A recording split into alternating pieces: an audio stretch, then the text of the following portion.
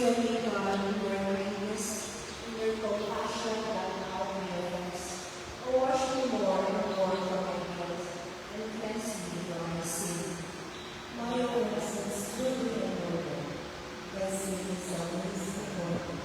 Against you we call, and I say, once evil yourself in heaven, that you may be justified during your sentence, and be without reproach and reproach, who seeing that I was born, a sinner was I conceived, to be without you in my heart, and that is simple in my heart, which is them.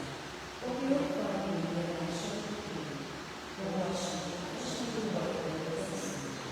Make me hear rejoicing in gladness, that the bones your flesh may be lighter. For my sins turn away your face, and that are all my heart.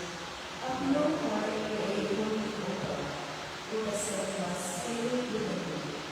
Do not cast me away from your presence, nor depart me from your Holy Spirit. Give me again the joy of your help, your spirit of fervor sustain me, that I may teach transgressors your ways, and sinners may return to you. O receive me from my helper, and my heart shall be happy with goodness. O Lord, all my days, and my heart shall be filled with praise.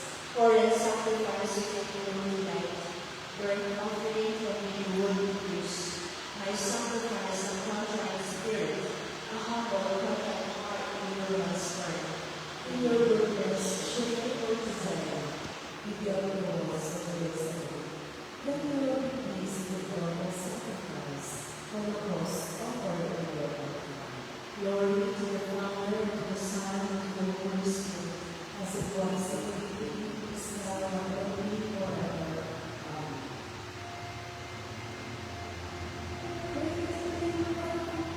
Amen.